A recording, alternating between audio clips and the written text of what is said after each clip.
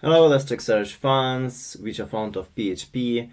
At current lecture we will provide upgrade of PHP from 7th to 8th version, and together with that we will upgrade Symfony from 4.4 to 5.4 version.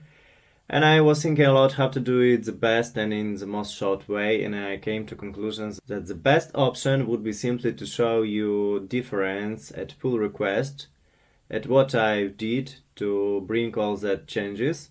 So let's examine that pull request step by step together and you will understand what changes were applied.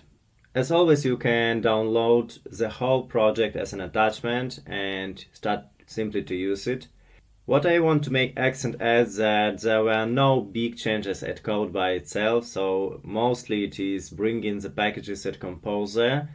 There were some changes also at Swagger, set open API where should appeared. As a result, I had to make some changes at annotations, and there were only small cosmetic fixes at code by itself, but let's verify it step by step. So first of all, I changed Symfony 0.3 version to 8.2. So I also changed its Symfony and related to it packages. As you can see, all was upgraded to 5.4 version. Here also the same. The ONGR Elasticsearch bundle was also upgraded a little bit upper at 7.1 that allows to use PHP 8. So in that case, Elasticsearch bundle also was suited for using the latest version of PHP programming language. Another huge change was at Elmio APDoc bundle, and we will examine changes related to it in a moment. And that's all related to Composer.json. Let's go further. So PHP unit dist, it was regenerated simply by Symfony framework. Symfony log for sure was also changed, but we are not going to read it, there is no sense to do it. Bin console, it was adjusted by me according to Symfony 5.4. That file was completely changed, so I simply had to copy paste the content from clean Symfony 5 skeleton.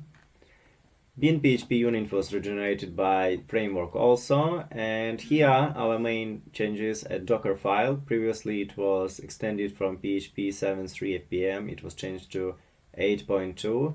Another thing that I had to add that library, as it was required to install XML RPC library, which is not anymore supported as package but as PCRL extension.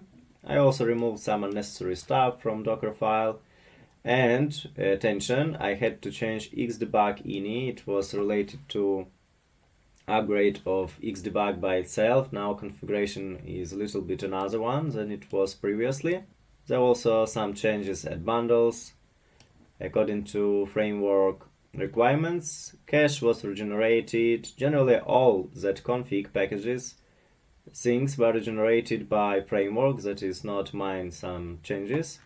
So force rest, framework, it also was generated dynamically, monologue configuration, Nelmio, routing, security is the same, translation, tweak, validator, web profiler, routes, annotations.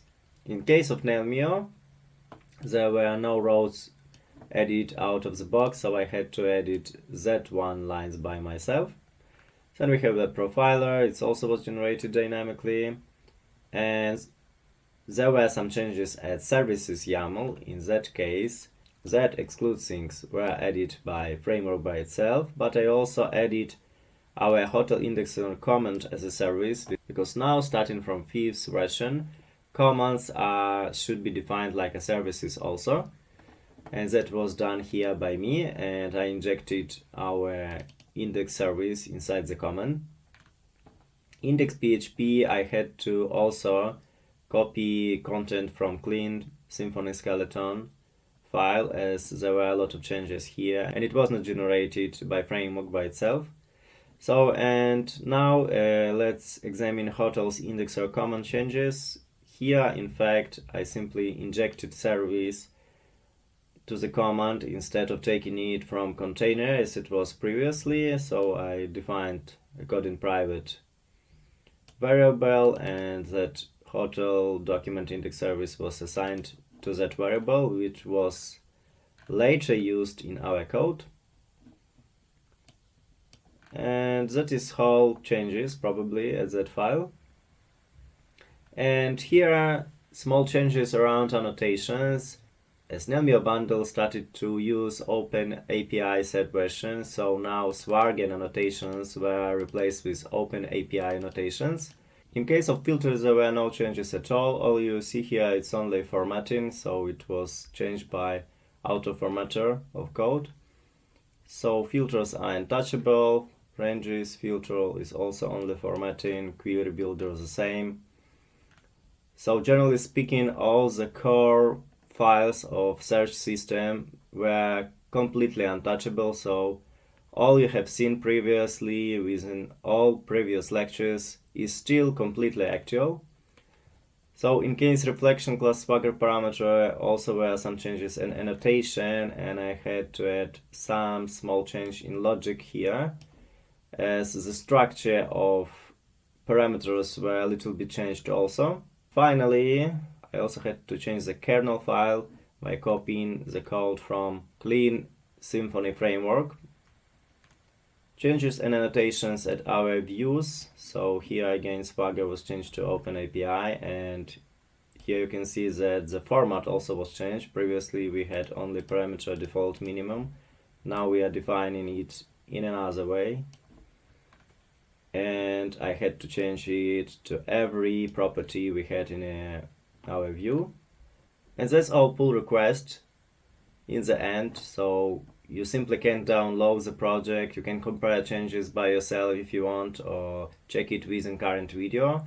Anyway, all conceptions that you have passed at previous lectures are still actual, so you still can run project as we did it previously, and you will see the Swagger. It still looks like the same, and in the same way you can test your search queries using URLs that can be taken from README. That's all related to the PHP and Symfony upgrade.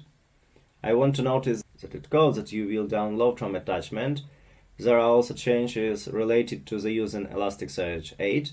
But let's speak about it at next lecture. If you are not going to use Elasticsearch 8 or you want to still use Elasticsearch 7, then you will simply have to change several lines. See you in the next lecture.